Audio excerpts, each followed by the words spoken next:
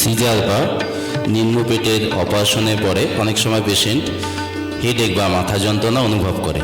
এটা হচ্ছে স্পাইনাল অ্যানাস্থেসিয়ার সাময়িক একটি এফেক্ট, যেটাতে দেখুন এখানে দেখানো হচ্ছে মেরুদণ্ডে একটি সুচ ঢুকিয়ে অপারেশনটা করা হচ্ছে, মানে নিম্ন অঙ্গ অবশ করা হচ্ছে।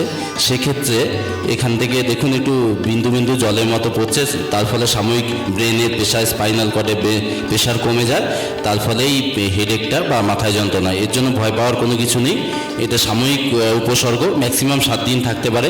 পেশেন্টকে প্রচুর পরিমাণে জল দিন, মানে প্রথম 24 ঘন্টা তো মুখে জল খাওয়াতে পারবেন না, সেক্ষেত্রে আপনি স্যালাইনের মাধ্যমে জল দেবেন এবং মাথাটাকে একটু নিচের দিকে রাখুন এবং পরে ফ্রুট জুস খাওয়ান এবং প্লেন শুধু ব্যথার জন্য প্যারাসিটামল দিতে পারেন। এবং বেশি হলে তো আপনার পাশে ডাক্তার থাকছে, তার পরামর্শ নেবেন। অবশ্যই ভয় পাবেন না, এটাই স্পাইনাল অ্যানাস্থেসিয়া, খুব সেফ প্রসিডিওর। নমস্কার, ভালো থাকবেন।